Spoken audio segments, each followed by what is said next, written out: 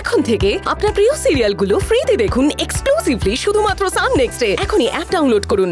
ঠাকুরের জ্বর আসে, আর সেই সময় নির্জনে ঠাকুরের চিকিৎসা করানো হয়, ঠাকুরকে পাঁচন খাওয়ানো হয়, আর রাজসিক ভোগের বদলে সাধারণ ভোগ বিতরণ করা হয়। ঠাকুরের জ্বর? তিনি ব্রহ্ম, পরম ব্রহ্ম। এই ত্রিভুবনের সব কিছুর ঊর্ধ্বে তিনি। জাগতিক কোনো কিছুই তাকে স্পর্শ করতে পারে না।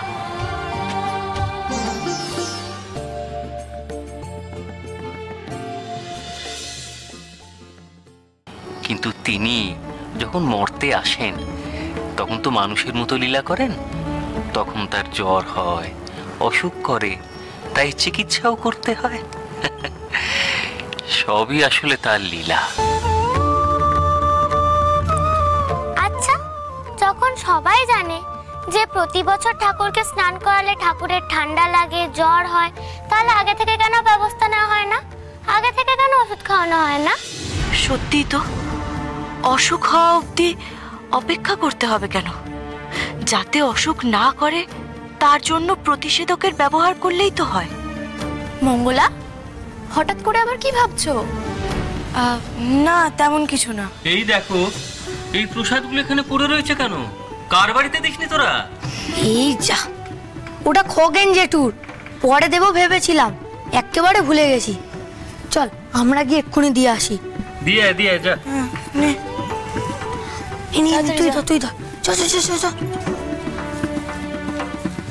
আচ্ছা ঠাকুর বাবা, বলছি গ্রামের বাচ্চারা তো নানা সময় নানা রোগে ভোগে, তাই না? সে তো ভোগেই রে মা। বিশেষ করে এই বর্ষার সময় জ্বর, জারি, পেটের রোগ, কত কি হয়। আচ্ছা, এই যে তুলি যেরকম বললো, মানে রোগ হওয়ার আগে যদি ওদেরকে প্রতিষেধক দেওয়া হয় তাহলে তো বাচ্চাগুলো কখনো অসুস্থই হবে না। সেরকম কোনো ব্যবস্থা করা যায় না ঠাকুর বাবা? কথাটা খুব ভালো বলেছিস রে মা, খুব ভালো বলেছিস। কিন্তু কে করবে? তাছাড়া এতজন বাচ্চা, এদের সবাইকে একসাথে নিয়ে প্রতিষেধকের ব্যবস্থা হবে কি করে? আর সব থেকে বড় কথা মা, এর প্রতিষেধকই বা কি?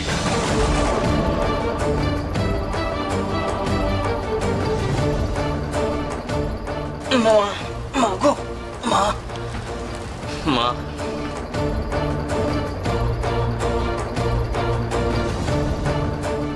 এই রোগ প্রতিরোধের কোনো একটা প্রতিষেধক আমাকে খুঁজে বের করতেই হবে।